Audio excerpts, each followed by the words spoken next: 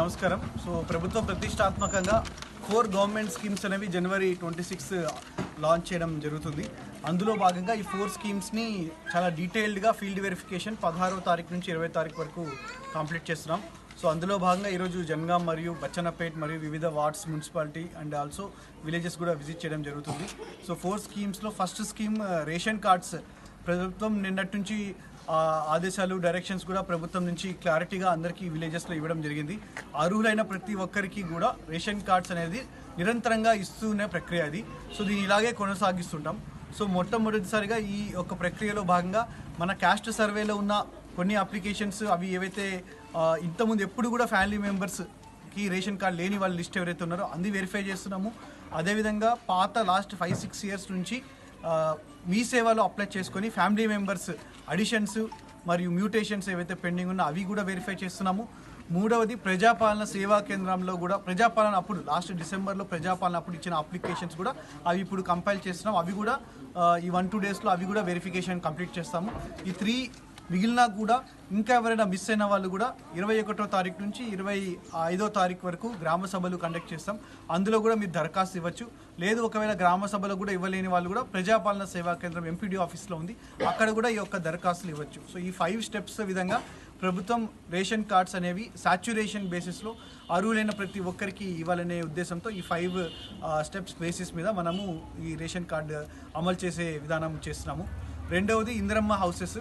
So అందులో భాగంగా almost చాలామందికి సర్వే అనేది 100% ఇప్పటికీ కంప్లీట్ చేసుకున్నాము. ఎంపీడీఓ ద్వారా అందరు కూడా సూపర్ చెక్ కూడా కంప్లీట్ చేసుకున్నాము. సో అందులో కూడా ఈ యొక్క గ్రామ సభల్లో లిస్ట్ అనేది ఎవరైతే poorest of the poor persons ఎవరైతే ఉన్నారో, అంటే ఇళ్ళల్లో కూడా పూరి గుడిసెలు ఉన్న వాళ్ళు, మట్టి గోడలు ఉన్న వాళ్ళు, లేకపోతే షీట్స్ ఉన్న వాళ్ళు, ఇలా డిఫరెంట్ కేటగిరీ ఆఫ్ పర్సన్స్ ఎవరైతే ఎలిజిబుల్ ఉన్నారో మా దగ్గర ఫోటోగ్రాఫ్స్ బేసిస్ మీద మనం సర్వే చేసినప్పుడు ఇచ్చిన డేటా ఉందో ఆ డేటా ప్రకారం ఎవరైతే ఎలిజిబుల్ ఉన్నారో ఆ లిస్టుని మనం గ్రామ సభలో పెడతాము.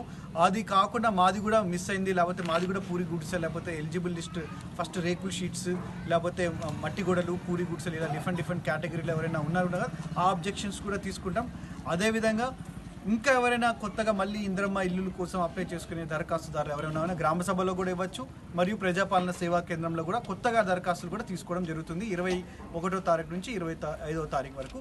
ఇవి 2 స్కీమ్స్ కూడా గ్రామ సభలో అందరూ కూడా దయచేసి యాక్టివ్గా పార్టిసిపేట్ చేయాలని కోరుతున్నాము. మూడవ స్కీము రైతు భరోసా. సో ఎక్కడైతే ఇంతకుముందు వ్యవసాయ భూములు ఉన్న వాళ్ళు రైతు బంధు వస్తున్నవారు వారికే ఎలిజిబుల్ ఉండేటట్టు గవర్నమెంట్ డైరెక్షన్స్ ఇవ్వడం జరిగింది. వ్యవసాయానికి యోగ్యం కాని భూములు, రాళ్ళు రప్పలు, లేఅవుట్స్, రోడ్లు మరియు ఇక్కడ వేరే ఇండస్ట్రీస్ కానీ మైనింగ్ కానీ చేసి అలాంటి ల్యాండ్స్ ఇప్పుడు ఎక్స్క్లూడ్ చేస్తున్నాం. వారికి రైతు భరోసా ఇవ్వకుండా ఉండడానికి వెరిఫికేషన్ చేస్తున్నాము. అందులో భాగంగా ప్రతి ఇయర్కి 12,000 రూపీస్ బెనిఫిట్ కూడా ఇస్తున్నాము. ఇంకా 4th scheme, last scheme Indiramma ఆత్మీయ భరోసా. అందులో కూడా భూమి లేని వ్యవసాయ కూలీ కుటుంబానికి లాస్ట్ ఈజీఎస్ సీజన్లో 20 రోజులు కంప్లీట్ చేసిన వ్యవసాయ కూలీ కుటుంబాలకి వారికి ఈ యొక్క 12,000 అనేది ఇవ్వడం జరుగుతుంది. అది కూడా వెరిఫికేషన్ స్టేట్ లెవెల్లో వారి యొక్క ఆధార్ నెంబరు, వ్యవసాయ కూలీల యొక్క బ్యాంక్ అకౌంట్ నెంబర్స్ ఇప్పుడు ఎంపీడీ ఆఫీసెస్లో క్యాప్చర్ చేస్తున్నాం. సో దాని ప్రకారం కూడా ఈ లిస్టు కూడా గ్రామ సభలో 21వ తారీఖు నుంచి 25వ తారీఖు వరకు ప్రదర్శించడం జరుగుతుంది. ఇలా ఈ ప్రభుత్వ సంక్షేమ పథకాలు నిరంతర ప్రక్రియ. ఈ గ్రామ సభలో మనం ఇప్పుడు ఈ రోజు వరకు ఎన్ని వెరిఫై చేసాం అవి డిస్ప్లే చేస్తున్నాము. ఇంకా డ్యూ కోర్స్ ఆఫ్ టైంలో కూడా ఇంకెవరైనా కొత్త రేషన్ కార్డ్స్, కొత్త ఇందిరమ్మ ఇల్లులు, లేకపోతే ఇంకెవరైనా వ్యవసాయ కూలీలు, ఇంకెవరైనా రైతు భరోసాలు ఇంకా ఎక్స్క్లూడ్ చేయాల్సిన లిస్ట్ అనేవి రెగ్యులర్గా రీవిజిట్ చేస్తుంటాం, రెగ్యులర్గా ఎంక్వైరీ చేస్తున్నాం. రెగ్యులర్గా ఇది నిరంతరంగా కొనసాగుతుంది. సో అర్హులైన ప్రతి ఒక్కరికి, పేదవారికి ఈ యొక్క సంక్షేమ పథకాలు ఇవ్వాలనేదే ప్రభుత్వం యొక్క లక్ష్యం.